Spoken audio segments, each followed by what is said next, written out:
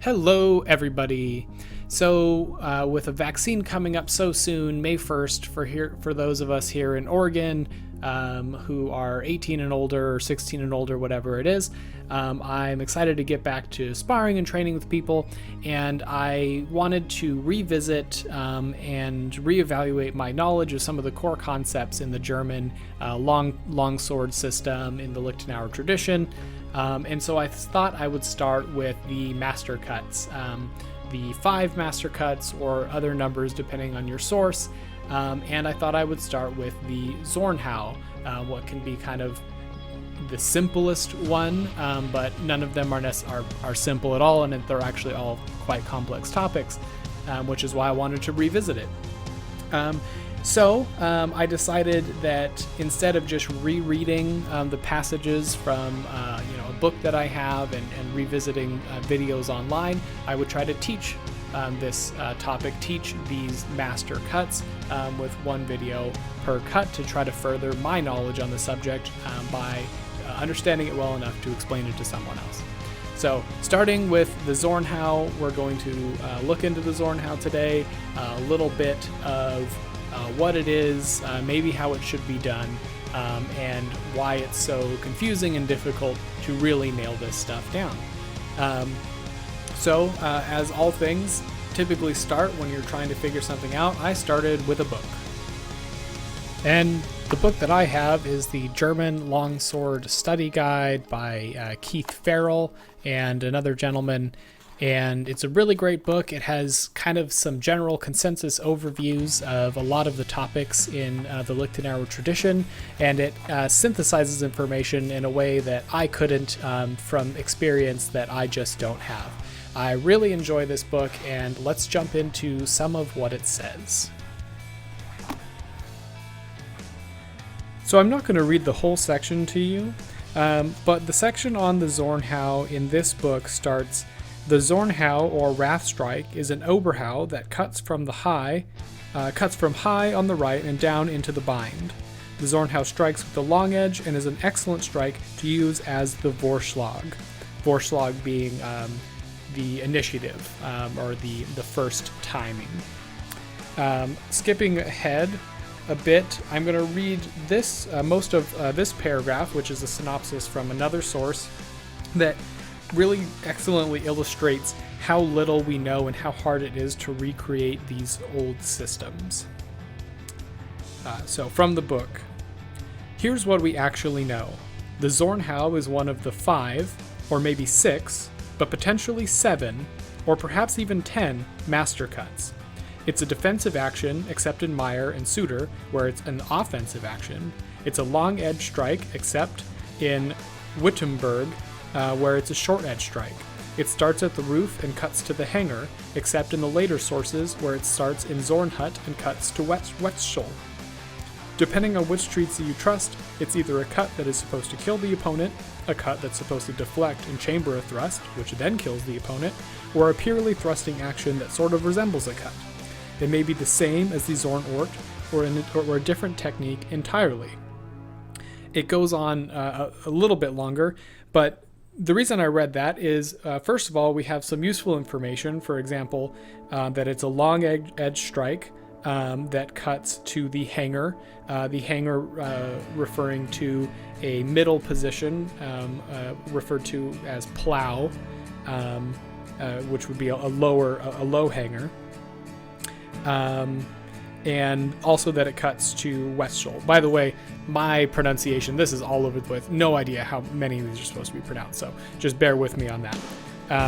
Which is essentially the natural end point of where you would cut if you cut from the right at your typical kind of 45 degree or steeper angle cut, and then where your blade would naturally rest, pointing kind of toward the ground on your left side with your right foot forward after performing a passing step. So that's what we have here. So after reading this, what can we get out of that? So I got out my sword, and it was raining outside, so I couldn't go out there, and the roofs are a little too short for long swords, so we'll put that away and we'll get out the trusty stick.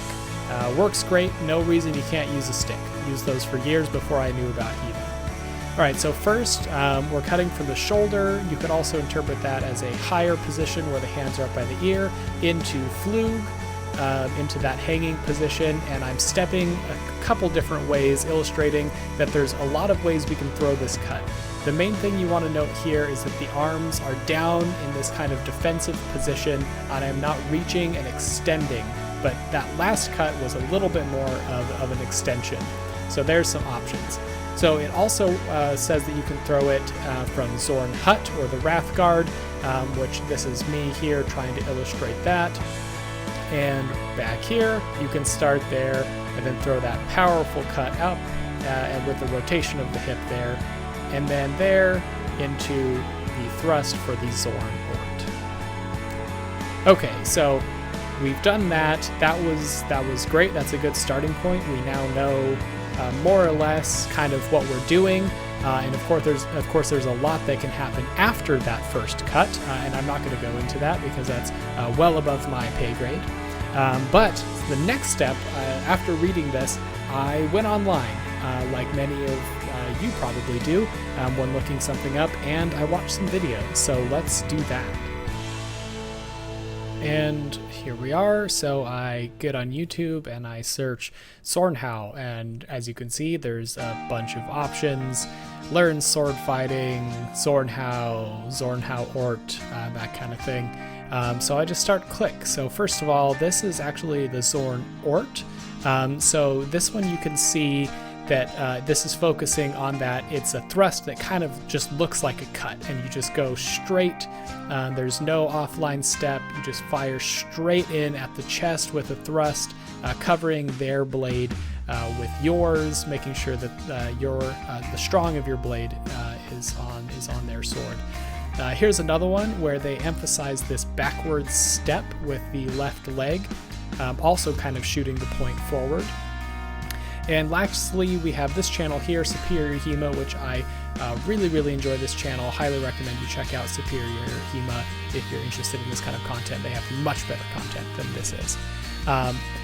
They are focusing a lot on kind of some of the plays, and they're illustrating that you should focus on point forward thrust techniques after using the Zornhau. And he likes to emphasize an offline step to the right to get their blade offline, control the center line, so that when you go for that thrust or when you threaten with the point, you're at an advantageous position to do that, and they do not have control of that center line. So here's me playing around with some of the stuff that I saw in the videos. So here I'm looking at that stepping offline and trying to emphasize that because I really liked the look and the sound of that. There's stepping back, which I didn't like quite as much, so I'm going to go back to kind of this stepping off. But it's important to remember that different situations are going to call for different things, and it's not strictly, is this the one correct thing? It's probably not. Playing around with some thrusts, some kind of follow-up, some winding up into a high ox on both sides. It's a high hanging position. Then here I'm playing around with that kind of more aggressive, arms extended, Zornhau Ort kind of technique that we saw in the first video that we looked at, where we're really firing the point out there and kind of extending the body forward, standing tall with arms extended, and trying to make sure to keep the blade still covering our body so that we're stopping that incoming cut if possible. It's important to just play around and to watch yourself and see, is the sword coming out too soon? Am I stepping too soon? That kind of thing. What can I do with my body mechanics?